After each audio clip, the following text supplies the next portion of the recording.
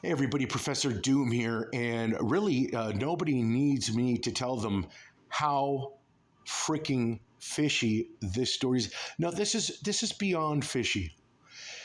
You know, I was checking out one of the other articles surrounding this story on Newsbreak and was following all of the comments down in the section and listening to people talking about how stressful law enforcement officers' positions are at these agencies. And, you know, it's sad that they committed suicide. And I'm like thinking to myself, how glib you must be to believe that four officers in the same agency at the same time would commit suicide.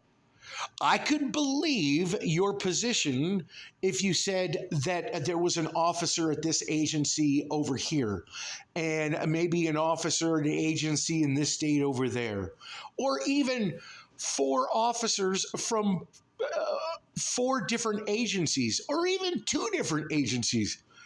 I might be able to buy what you're selling.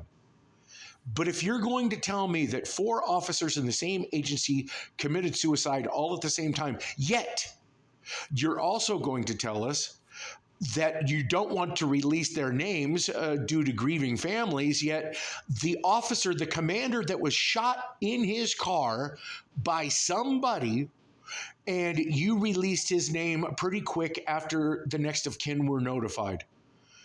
So that can't possibly be the reason why this story sounds so suspect. But I guarantee you this. If you were to go and review these officers' phone records or their cell phones, I bet you one, if not all, were in contact with the retired officer. And that's how he got drawn into this. Something happened. Either they knew too much or they were doing too much. One of the two.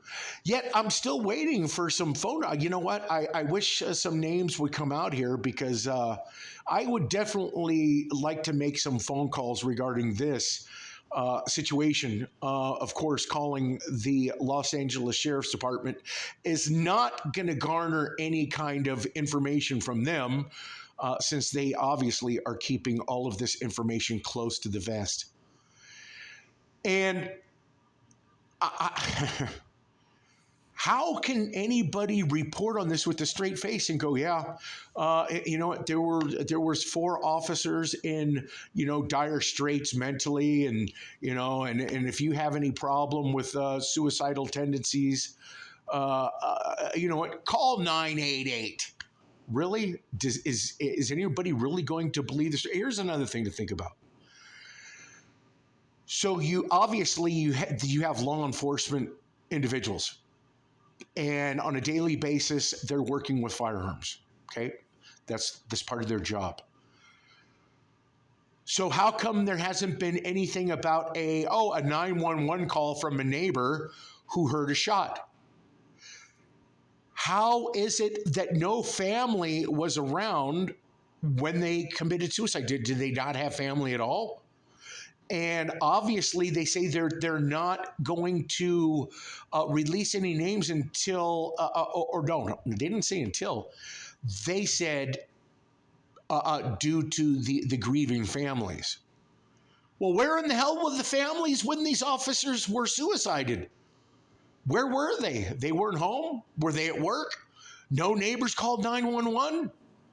How exactly did they commit suicide? And why are they so quick to rule them a suicide?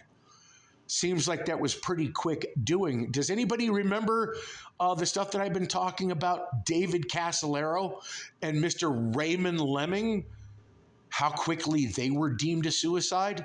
How about Vince Foster? How about Gary Webb? We can keep going and going.